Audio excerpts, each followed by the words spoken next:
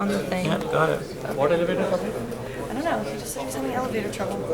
Okay, so you got this? I can just sit Okay. there. I think you don't really need to. Okay, it's good. fine. I can.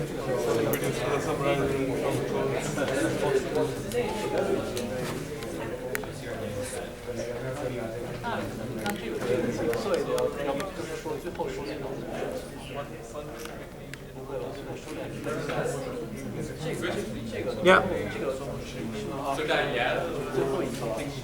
You probably have to speak loudly because there's no mic. So, hello everyone, as you can see our cameraman had some trouble. That will work as well. So the plan for today is that we continue with barrier methods. And we will see how to use primal dual methods to solve linear programs. It's a general approach that you can later use for more general problems. So this approach later on Tuesday we will use to solve semi-definite programs as well, and you can also use for quadratic problems as well. So let's quickly review what we learned last time. So we introduced the barrier problem. The original problem was to minimize a function f over a set S, and we introduced this barrier function b, which was continuous, non-negative, and as you approached the boundary of the set, the boundary function diverged to infinity.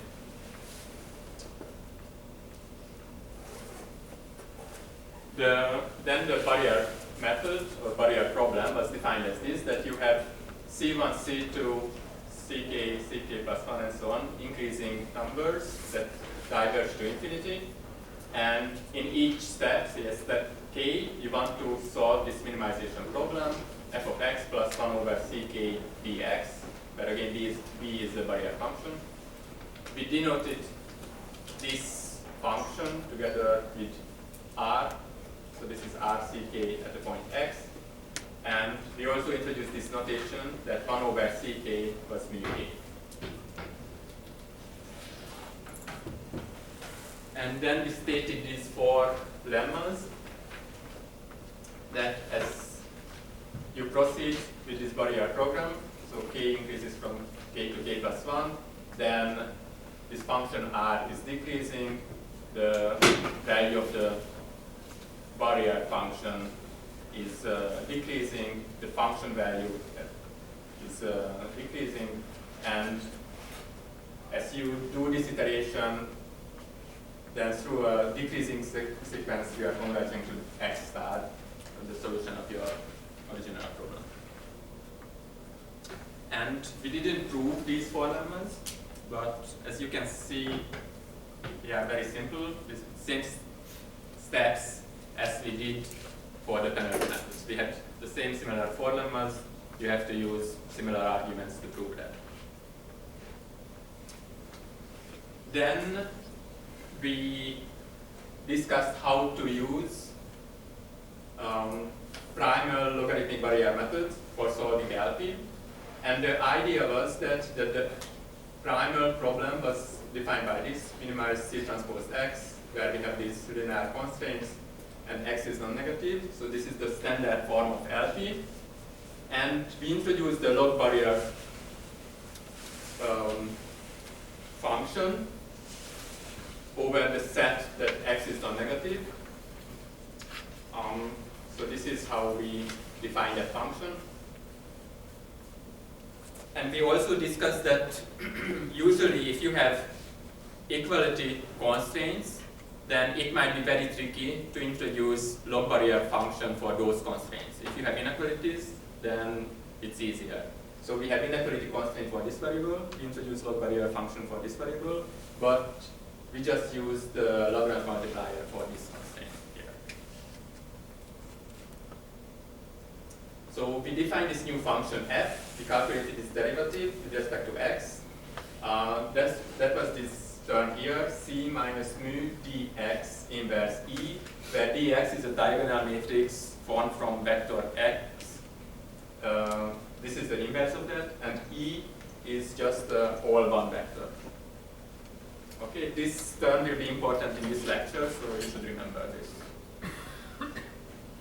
We also calculated the second derivative as well, which was just mu times dx to the minus 2 matrix. Right, and after that, so we have this function f. What we did, that we used the second order Taylor expression of this function f. It's a quadratic problem with linear constraints. And so we have this quadratic constraint, quadratic function with linear constraints. And then we just use Lagrange multipliers to minimize this quadratic function. So we had this quadratic function. For Lagrange multipliers, we introduced pi and just added this to our objective. And our new task now is to calculate the derivative of this with respect to x and solve this problem. So this was the Lagrange problem. We calculated its derivative with respect to x. Now we have a linear problem, and we rewrote this constraint to this equation here, and for we also had that a times pi x is 0. So what we did is that if we were in an x bar point, then our new point x will be x bar plus delta x, and we'll solve this system for delta x. Right? This is what we did last time. And we got a linear system, and we solved it. So one lesson here is, if you have a, so the approach can be more general. So if you have a quadratic function with linear constraints, then you can, again, just use this Karushkin-Tucker conditions, and you will get a linear system that you can solve. Okay, and we stopped here. We just tried to sketch this algorithm. So we have a C transpose X cost function, where C is the gradient of this line. This is our domain defined by AX equals B equation. And the algorithm starts from a point, say from this point. And we decrease mu to converge to 0. And here I'm just plotting, let's say, that when mu is 10, then we are in this solution. So that's the solution of this problem. We just, in the previous slide, we just show how to calculate this minimum point. Say I decrease mu from 10 to 9, then I would be at this point, and so on. And at the end, we would converge to the optimal solution. And here, these dashed lines are just the level sets of this function phi, which was the log barrier function of these constraints. So another lesson here was that even though the optimum was not in an interior of the set, we could still use log barrier function for this problem. So this is where we stopped last time. Any question about this? Yes? In the previous slide, you had primal log barrier problems. Is it dual one? You first take the dual problem and then do the Right. So there are this is called primal log barrier problem. We just consider the primal. There's a dual version where you take the dual first and you will repeat the same thing. And now what we are going to do, we discuss the primal dual log barrier problem where you use both the primal and dual variables. Okay, so that's our plan for now. So any other question with this?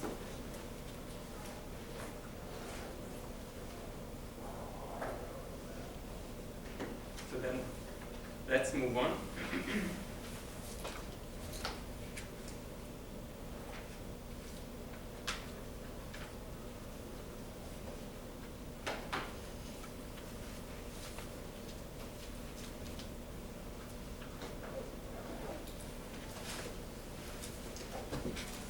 So we will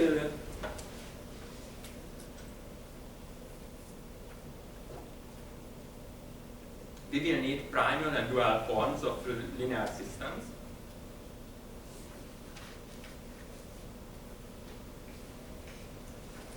Oops, I always do.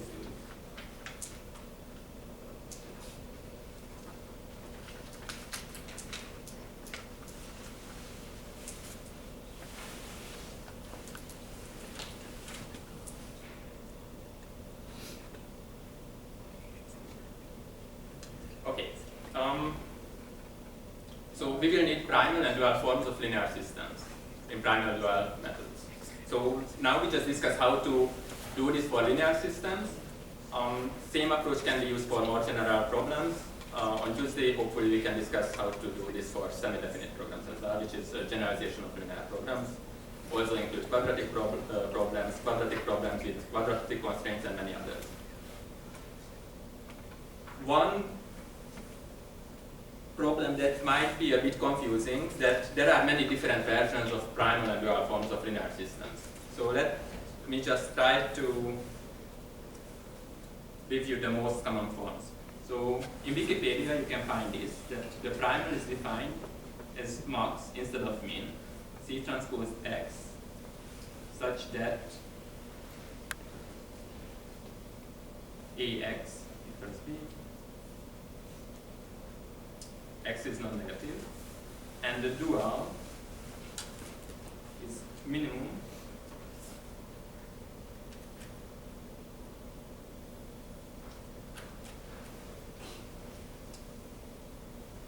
over y transpose B, such that y transpose A is not smaller than C transpose and y is non-negative. Okay, and in this case, for the duality gap, we have C transpose X. This is smaller, let's see, C is smaller than y transpose A from the dual, times X. AX is smaller than B, so it's smaller than y transpose B. So I can do these inequalities because, of course, X is non-negative.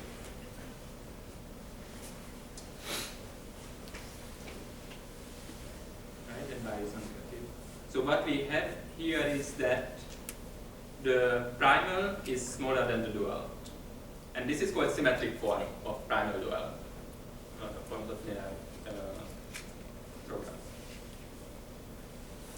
There's another symmetric form where, so in some papers like Bloomberger and Yee, they define the other way, that you minimize over C transpose X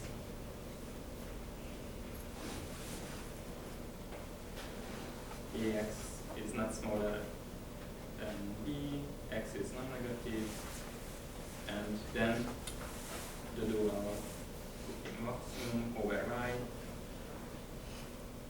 y transpose B such that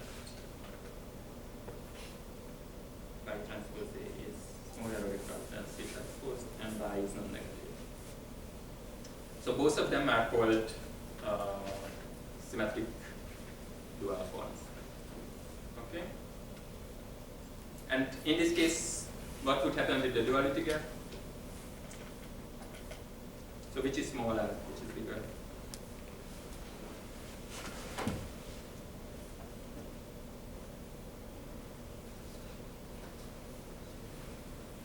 Which is smaller? Right, so if you do the same calculus, you will get that y transpose B is less than C transpose X. Okay, in this case, the dual is smaller than primal. So basically, they are the same system, just the notations are different. And there are asymmetric forms of primal dual problems as well. Is it clear so far?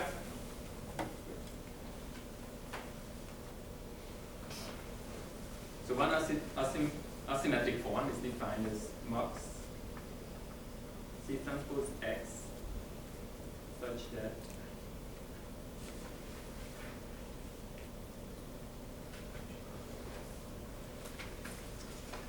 AX is not bigger than b.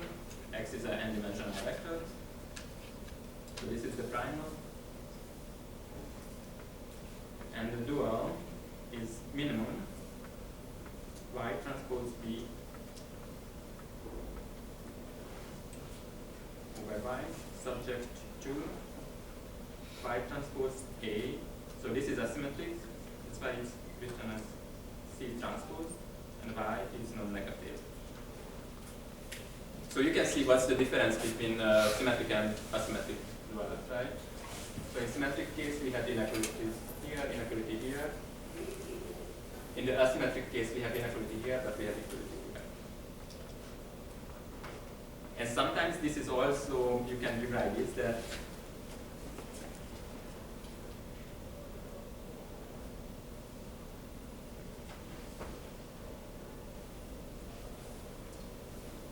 instead of this, I could just say that I could introduce a select variable, ax plus b. Oops, that's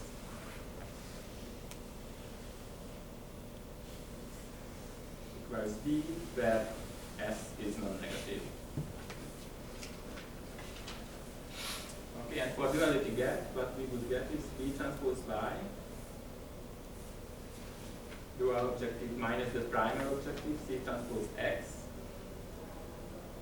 B is ax plus s, so it's ax plus s transpose y minus c transpose is y transpose a from the dual, so y transpose a times x, which is s transpose y. S is non-negative, y is non-negative, so this is non-negative.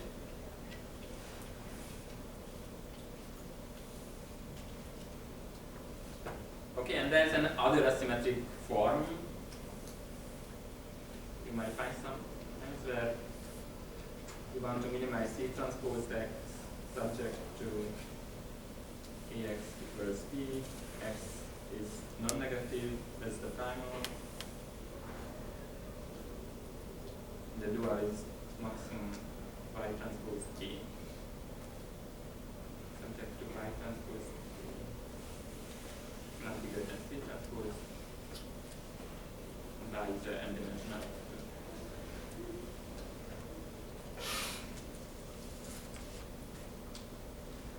Right? And in this case, for duality gap,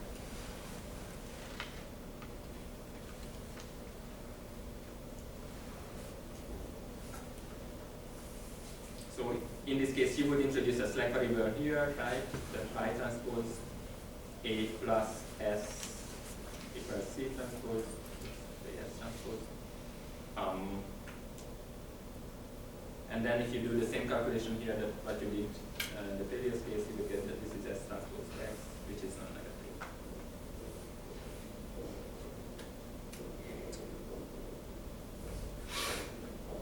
Okay? Questions? So it's just important to know that there are these primal dual forms of linear programs. It can be symmetric or asymmetric.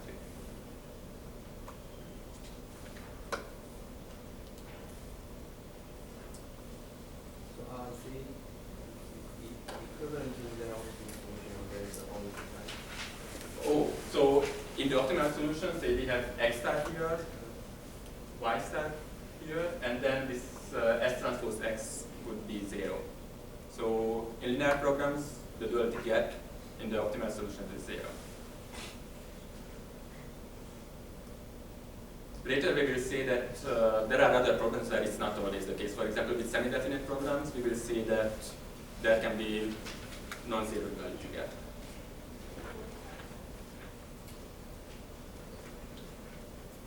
Okay, so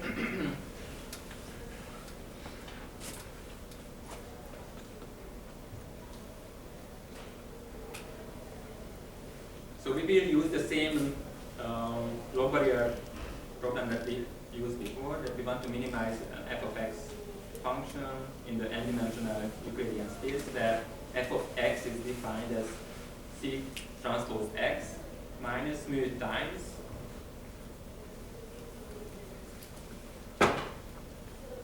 the log barrier J. we already calculated the derivative of this new cost function.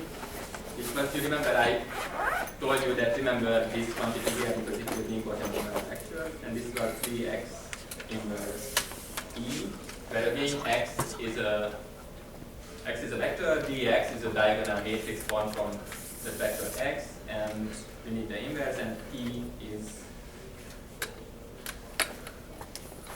the overall one.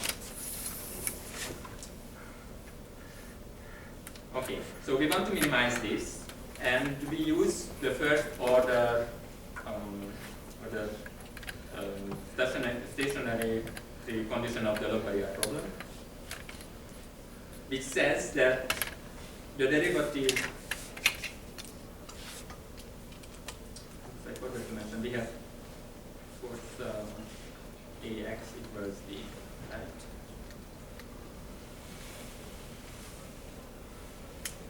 So we use this form. We want to minimize C transpose x such that ax equals b. X is non-negative. Then we want to minimize C transpose x such that subject to ax equals b. X is non-negative. So the first, like the stationary condition says that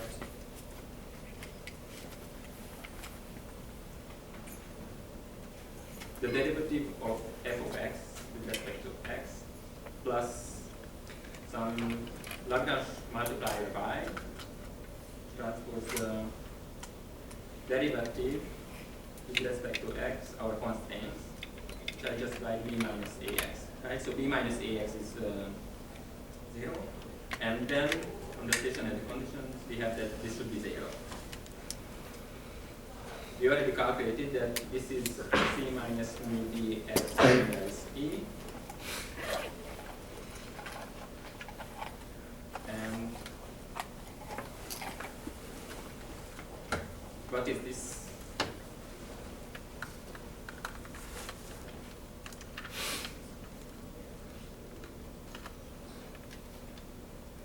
This is just minus a, right?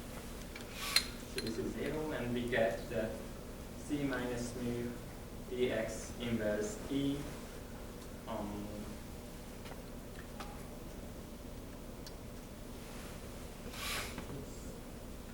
if I make mistakes, you can just tell me, so it's transpose. This is a transpose. Right, that's the first order stationarity condition that we get for this problem. Question? It should be very simple so far.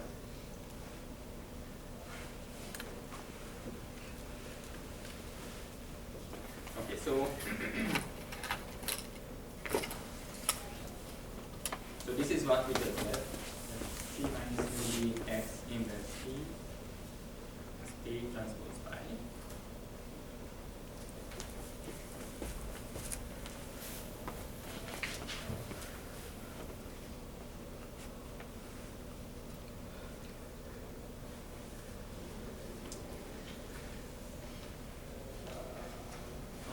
To simplify our life, let me denote this expression with S. So what we have is that mu dx inverse E is S. Or I could also say that 1 over mu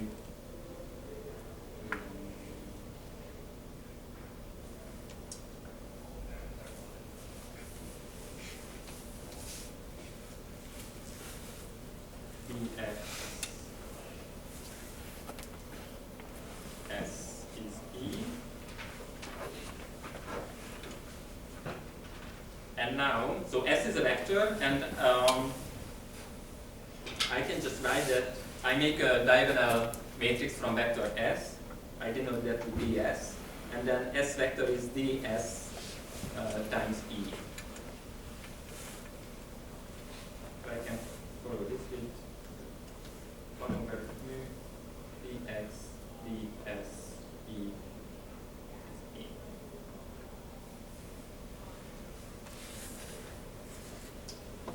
Okay, so we get get this from, for this S, we get this from the first order stationary condition. So you should please remember this. Okay, but we have other KKT conditions as well. So for our constraints, we have that AX equals B, X is non-negative. Because we use log barrier function, we will start from an indirect point, so X will be strictly positive. And the other constraints comes from this, that C minus S is A transpose by.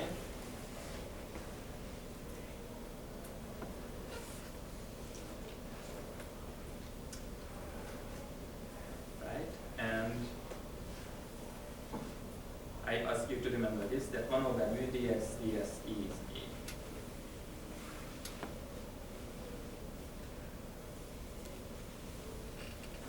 So these are our KKT conditions.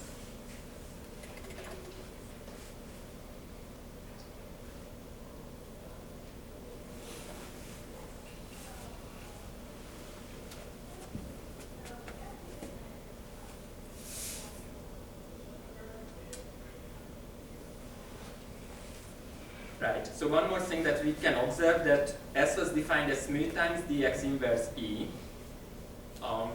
X is positive, E is positive, mu is positive, so we also know that S is not negative for sure.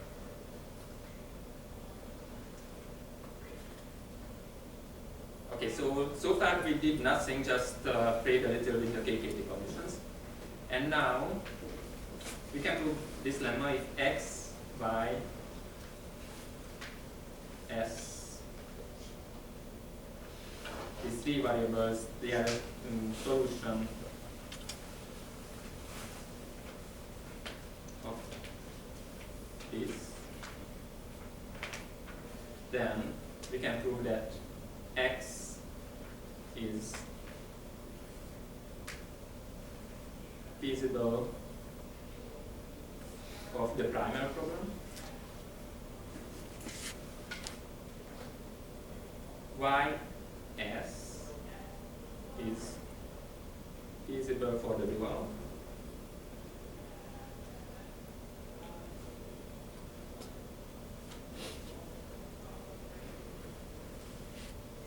and the duality gap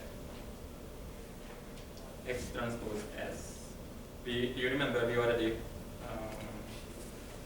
calculated the duality gap S transpose X.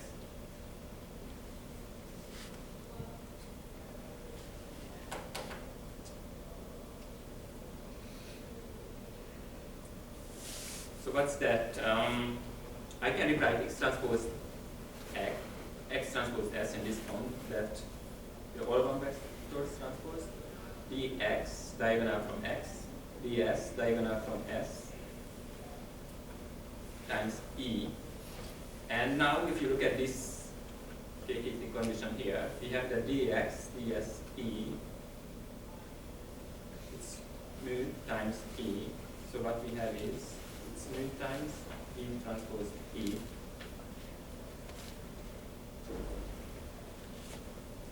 What's this expression if X is n-dimensional? And right? So it's mu times n.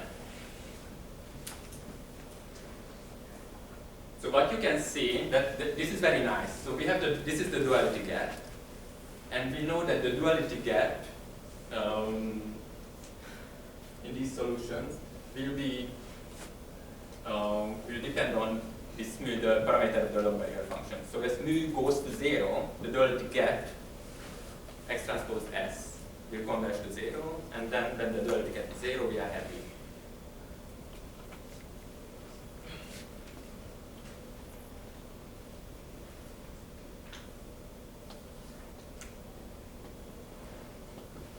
Any question?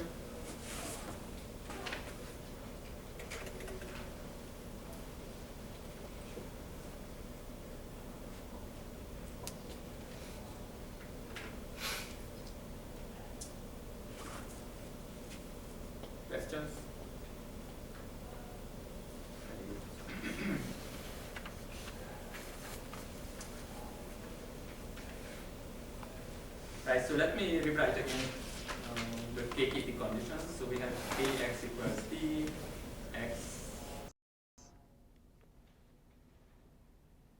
is positive.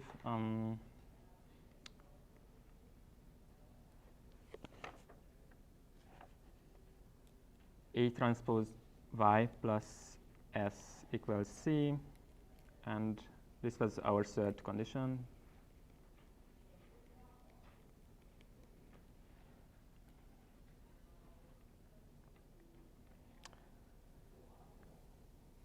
Okay, so we want to find Y, X, and S, and we have this system.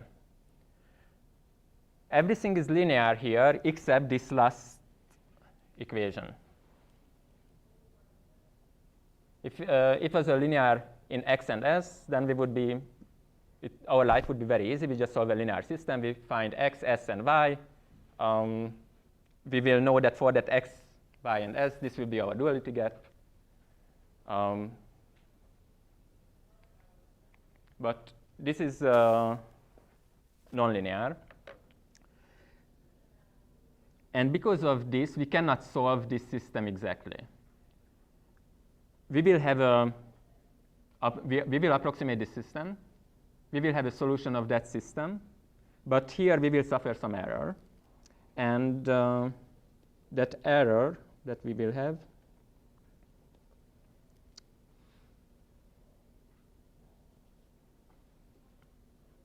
okay, let me just, oops. I just write this with S. So dx S minus, this is our error, right? And let me assume for now that this is smaller than some number beta.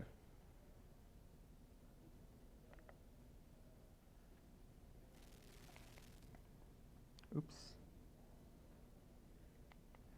And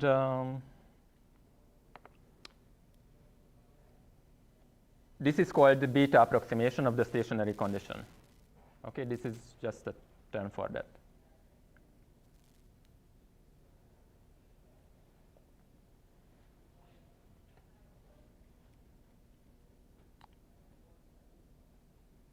Okay, I'll just rewrite this here.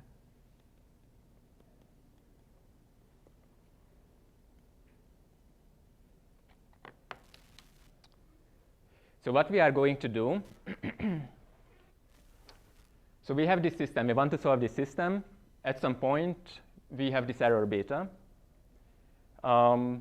We solve this system. We will get new parameters. And then we will see how this beta is going to converge to 0. And we can also see how the duality gap is converging to 0. So I have a nonlinear system we want to solve. What's a good way to solve that?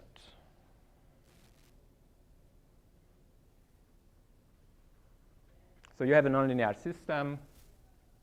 We want to find solution for X, S, and Y. Any ideas? So it's a continuous system, right? You have a nonlinear system. I want to find solution for X, S, and Y. Right, so you could do gradient descent. I want something faster. Right? Even faster? Newton. So let's do Newton, okay? After the break. So if in the break you write the solutions, then we can just skip that. Okay, but that's the strategy. We will have Newton method for this update, and we will do this update, and then we will be done, and we can even study the convergence rate of the algorithm that we get. And you remember when we had the ellipsoid method, what was the convergence rate that we proved there? So if you have n variables and m constraints, that was n plus m to the fourth. And I told you that what we proved, it's not optimal because you could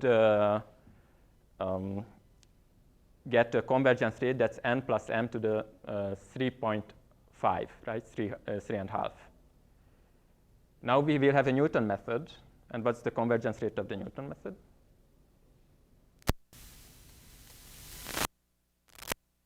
Right, so it's quadratic, right? So that's how we phrase it. So for Newton method, we will have, but it's local.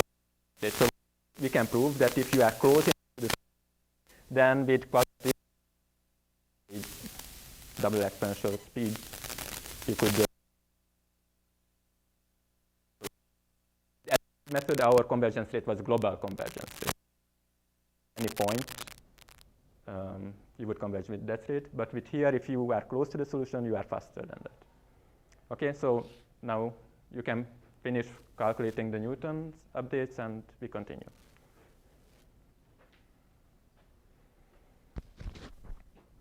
I was just joking, leave your seats.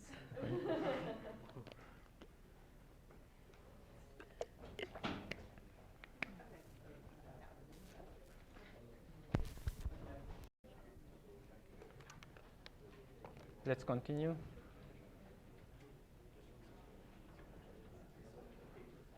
Who solved these equations?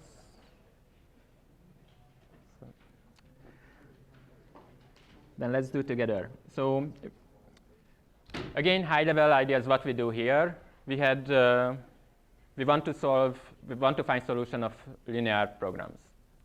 Linear programs has primal and dual forms, and we wrote the Karush-Kuhn-Tucker conditions. We know that the solutions have to satisfy the Karush-Kuhn-Tucker conditions.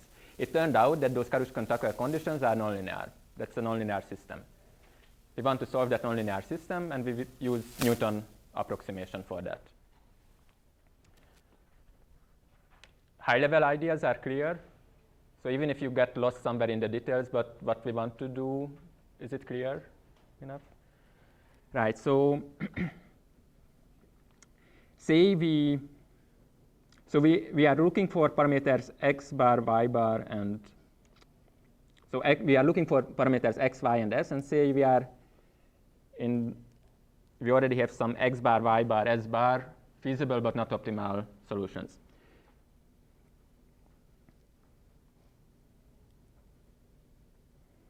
Right.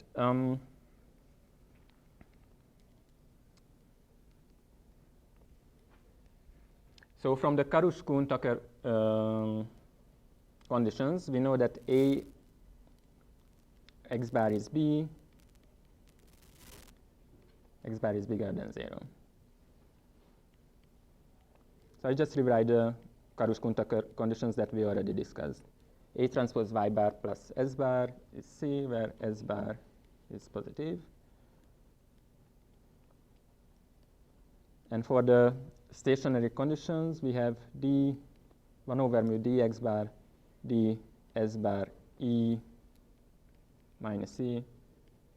This is 0. So again, everything is linear except this expression here, which is nonlinear. And what happens after update? After update, from x bar, we move to, say, x bar plus delta x. From y bar, we move to y bar plus delta y. And say from s bar, we move to s bar plus delta s, right? So for these updated points, we have A times x bar plus delta x equals B. A transposed. So I want the updated points, right, to satisfy these Karush-Kuhn-Tucker conditions as well.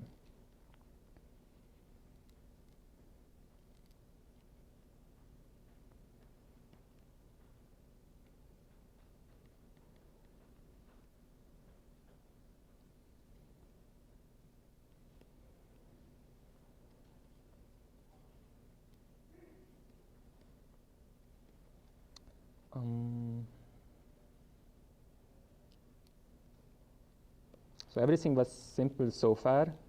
The only problem we have is here in this nonlinear system. So first term 1 over mu. So this is a diagonal matrix where x bar, it's made from x bar vector. and I update now x bar with delta x. So this updated diagonal matrix, I can just rewrite this. That's the original diagonal matrix plus a diagonal matrix with the update delta x, right? And I can do the same for s as well. So it's d s bar plus the diagonal matrix with delta s, right? So this is a diagonal matrix made of delta s vector, E minus E. And now we just need to compare this system and see what we get for delta x and delta y. So and delta s. So from this equation and this equation, what do we have for delta x? So if you subtract the first equation from this, 8 times delta x, this is 0. So let's do the same thing here. Subtract this from this.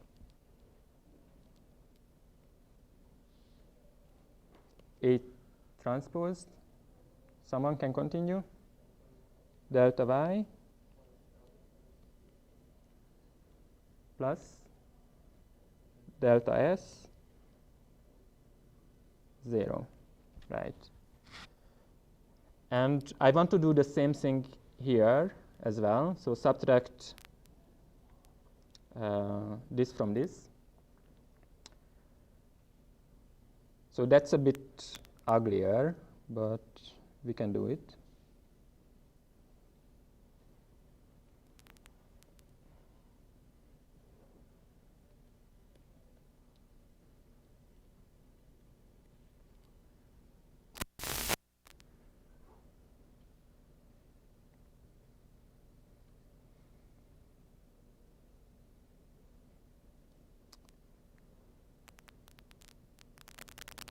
So I multiply this with mu,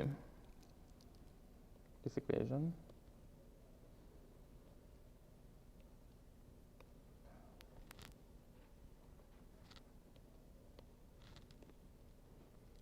Then I get this, right? And dx bar, so this times this d delta s times E plus this d delta x times this d s bar times E. This is this mu E minus what left? We had left d x bar d s bar E and minus this and this.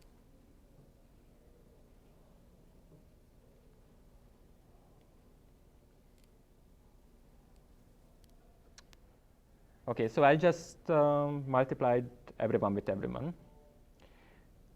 And we want to solve this for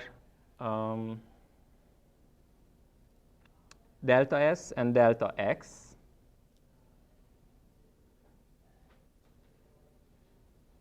So this is delta s.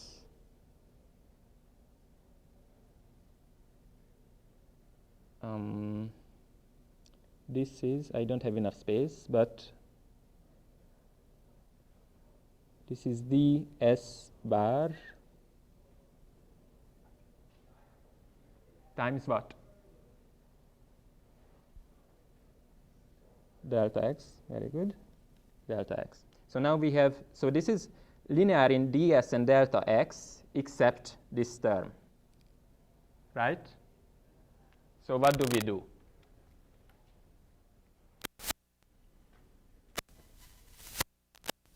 Everything, right? I want to solve this whole system in delta x, delta S, delta Y. It's linear in delta S here, delta X here. I have only this term here that's not linear. Right, so we just neglect it, right? If something causes us problems, we forget about it.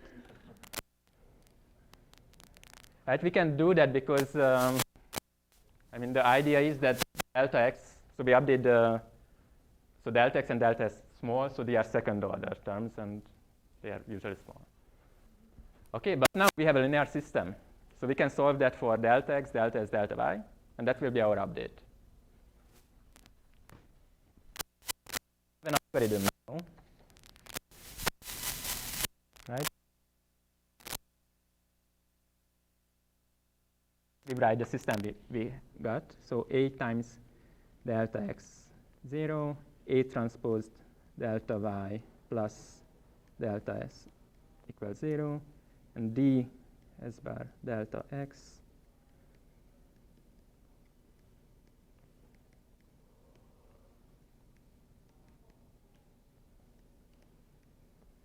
okay, so it's a simple linear system, and you solve it, and you got the update delta X, delta Y, and delta S.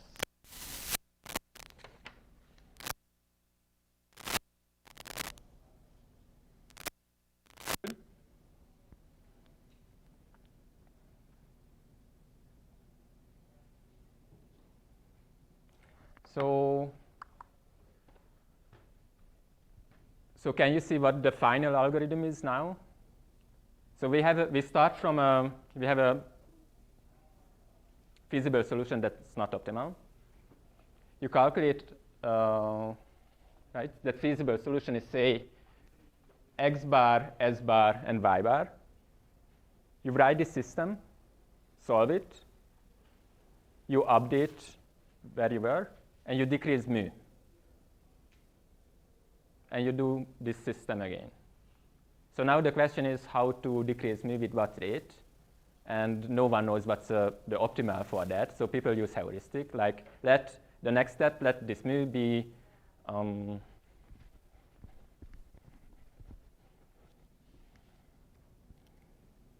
say in k at step k plus 1, let it be alpha times mu k, where alpha is between 0 and 1.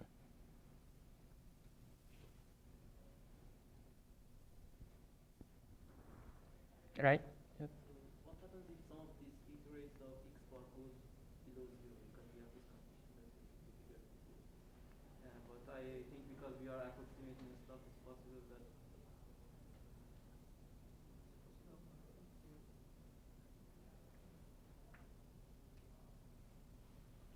right, so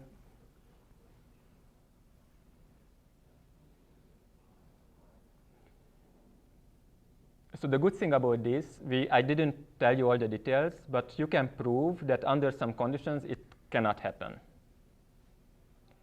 So if those conditions don't hold, then you need to do something extra, like cut back, get rid of the negative parts. But you can prove, you remember I was talking about this beta approximation. You can prove if in that beta approximation, that beta is small enough, so if you are close to the global optimum, close enough, then after this update, your solution will be still feasible.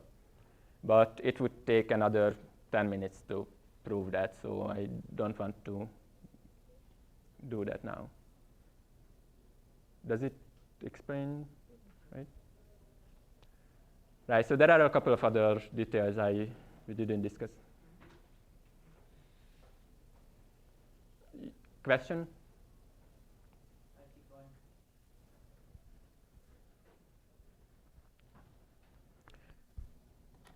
Right, so this can be one update rule for me. Another update is that you remember what the duality get was in terms of x and s? It was x, so say if we are in x prime and s prime, then the duality get was x prime transposed s bar. And so this was at, oops.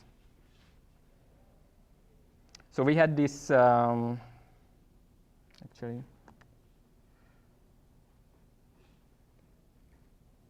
we had this equation that mu times n was this expression. So let me divide both sides by n. So mu is x bar transposed s bar n. And what you do is that, say, in k plus 1, so the next mu, let it be this duality gap, say, over 1 over 10.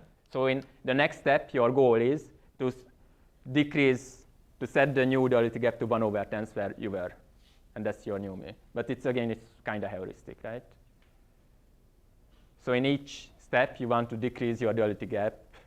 You want to make it to be 1/10 where you were.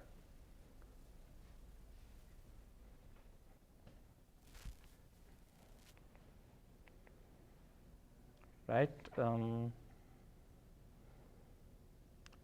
I don't write the pseudocode of the algorithm now. It would take some time, but you will see. Yeah. So the previous slide, so mu remains constant for a single Newton's rate. Right. So isn't the right hand side of the third equation 0 because x bar s bar is the primal point, is a feasible point?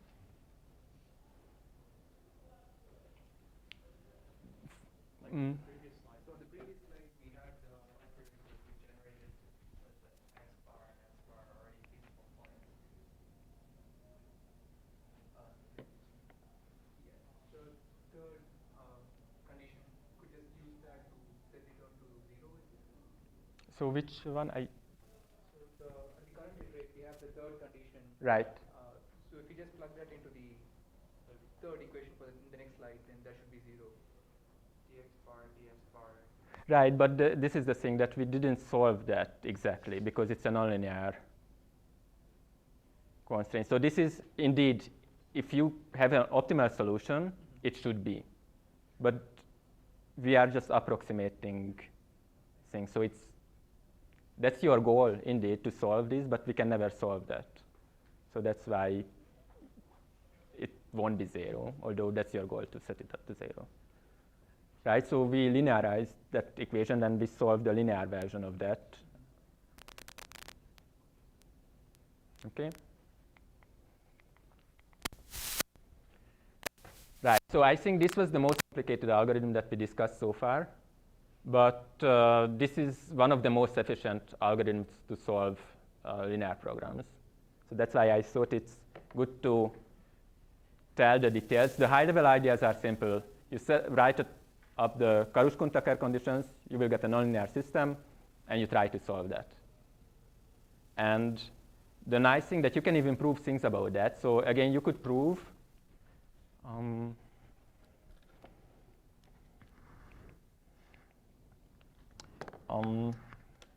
so in the slides, I will state it formally, but now I just tell you the high-level ideas. If you are close enough to the optimal solution, then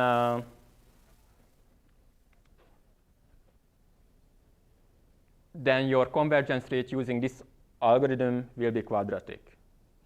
So you will converge fast to the optimal solution. Okay, but I would like to move on and start discussing semi-definite programs, which is the topic for this lecture. But if you have other questions, I'm happy to discuss them.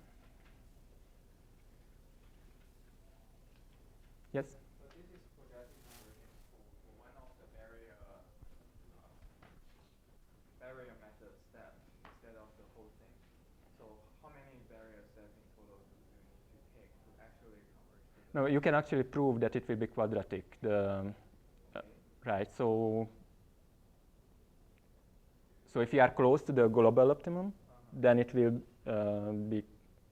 you will converge to the global optimum with quadratic. That depends on how you update mu, right? Right. So with some setup, yes.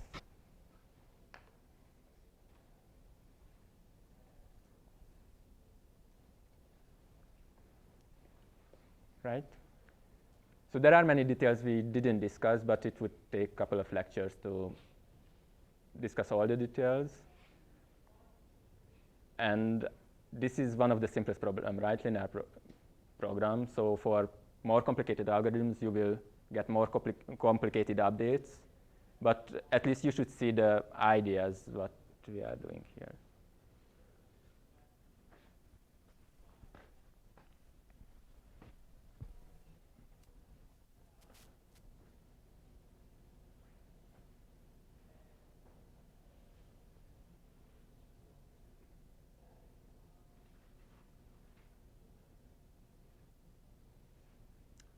Other questions?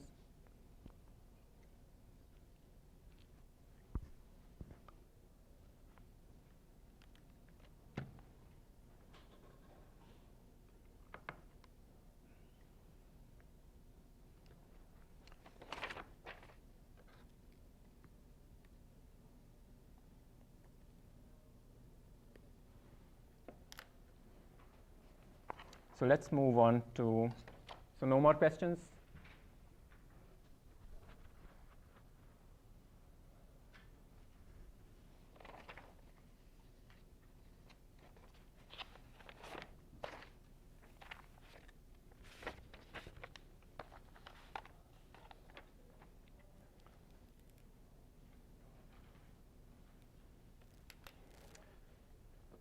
So let's start discussing semi-definite programs. This is also a huge topic, so we could just talk a whole semester about this. And the algorithms usually are more complicated than what we just discussed.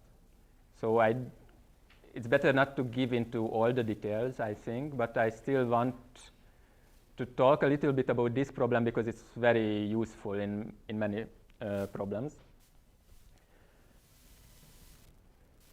So at least I want to define, show some applications, and discuss high-level ideas how to solve semi-definite programs.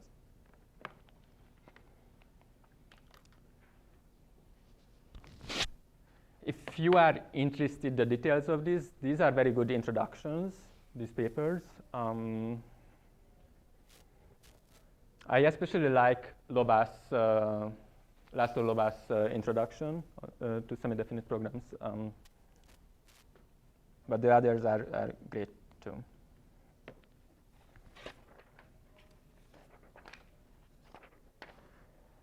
So we will need, before we proceed, we will need a few definitions. So let Sn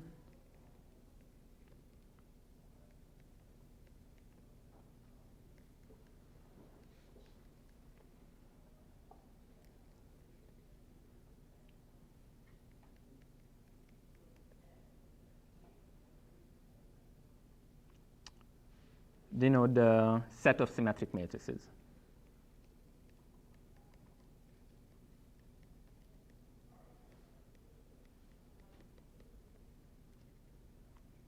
And let Sn plus be the set of positive semi-definite matrices. So those symmetric matrices where X is positive semi-definite. And we will need a few properties of PSD matrices later. So one important property is that the set of PSD matrices, they form a closed convex what? Cone, right?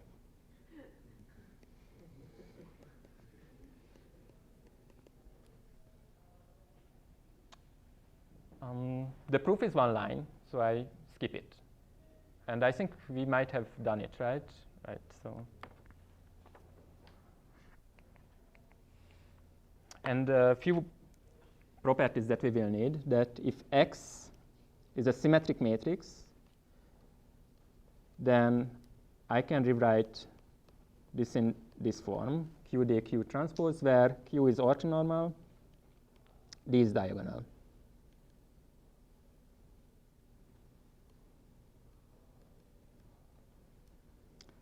Okay, if X is positive semi-definite matrix, then in this QDQ transpose form, the diagonal elements, they are non-negative. if X is positive semi-definite and say its diagonal is 0 for some I,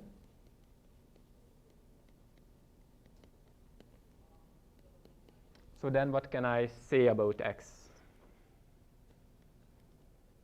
So you have a positive semi-definite matrix. One of its diagonal element is 0.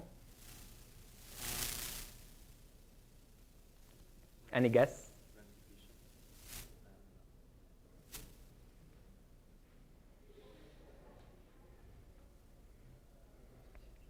You can guess.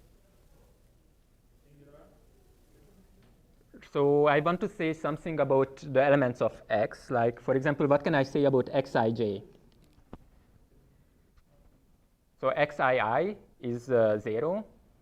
What can I say about Xij for n j element? So I can say that this is Xjii because it's symmetric, but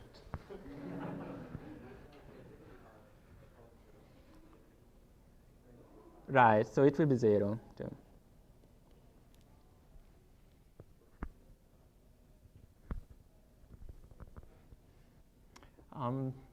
The proofs for, right, so if you don't know this, then try to prove it. It's a good exercise.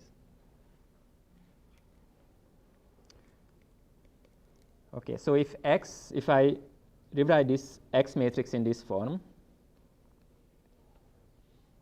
and X is positive definite, then what can I say about matrix A?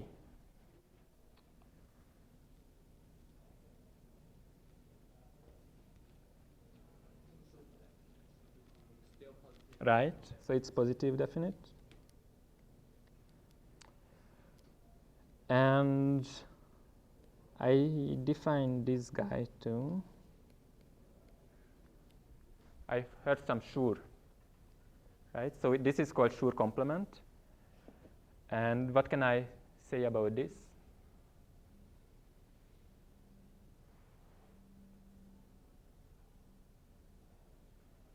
So this will be positive definite too.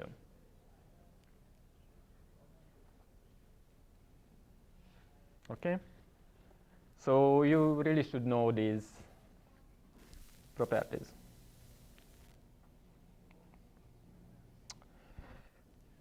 So let's introduce an inner product between matrices.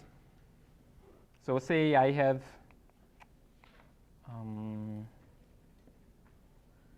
A and B. What would be a good inner product? Trace? What? I couldn't hear. So say, no, but let me use another notation.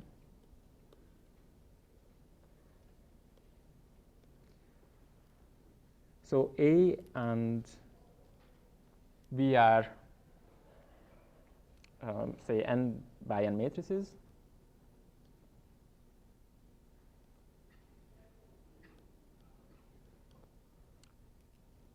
So let it be defined by this.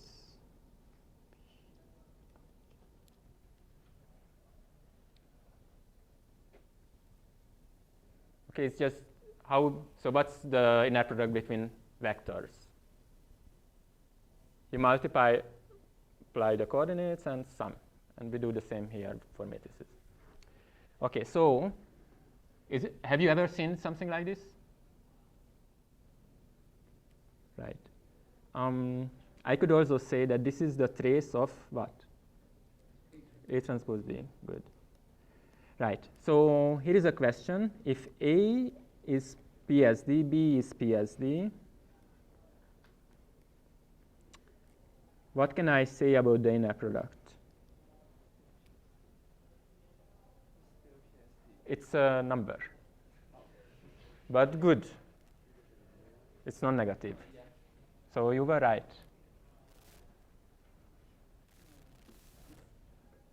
Okay, and here is a theorem. So let A be PSD, B is PSD. I'm interested when this inner product is 0.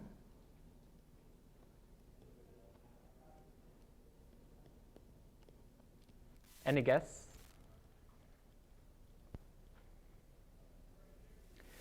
So many times we like PSD matrices because you can really think of that as real numbers. So if matrices usually are not behave like real numbers, but PSD matrices, in some sense, they do.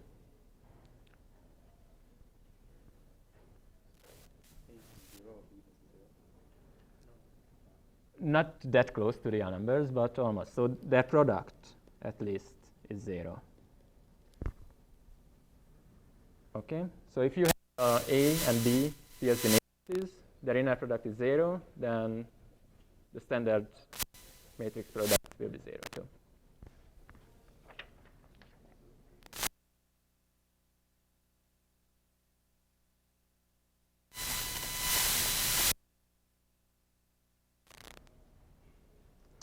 So after this, we can define. So I just defined the inner product.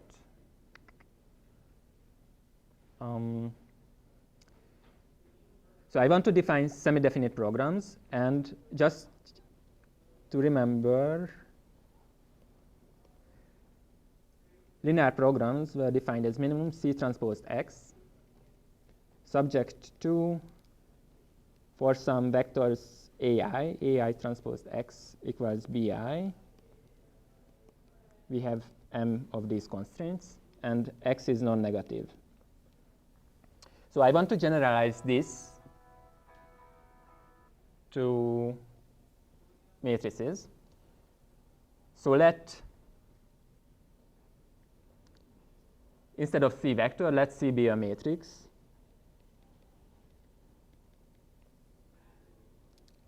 Let X be a matrix as well. So what would be a good cost function that generalizes this C transpose X? With C and X? Right, so we just introduce this inner product. And I do the same here, that for each of these, I replace these inner products with something like this. Oops.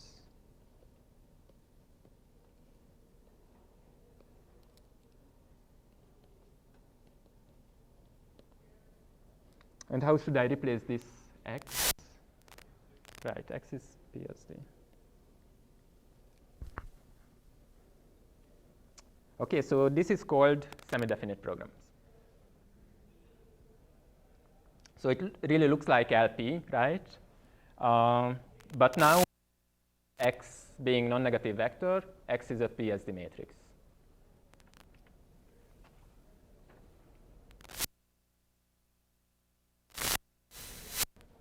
So we will have dual problems for this one as well. So you remember for LP we had minimum C transpose X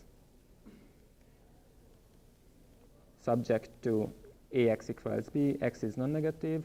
That was the primal. The dual was maximum Y transpose B in Y and S, where Y transpose A plus S slack variable equals C. S is non-negative. That was the dual problem. And for duality gap, we discussed that C transpose X minus B transpose Y.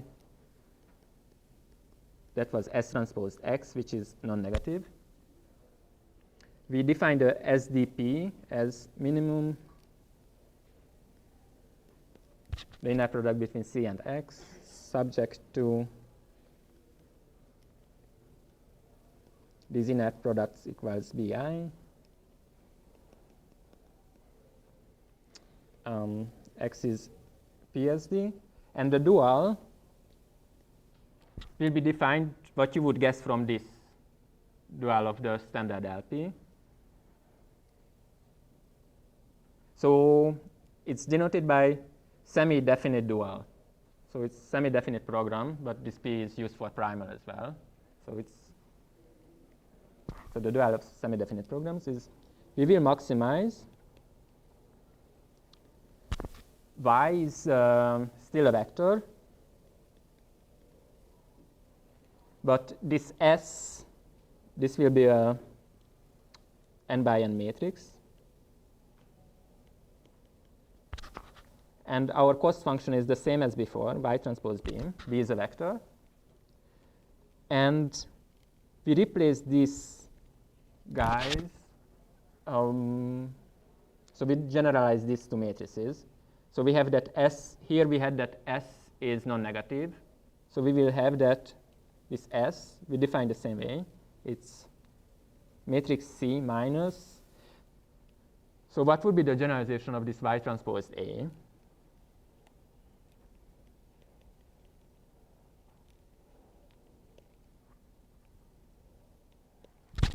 It's just this, and this is PSD.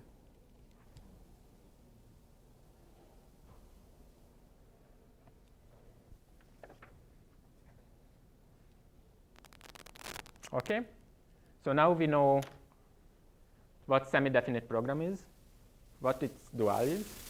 We don't know how to solve it, and we don't know why we care. So we will discuss these questions next Tuesday. Okay. If you have questions, so you might get lost in the details of these calculations, then please come to my office hour, and I'm happy to explain the details there.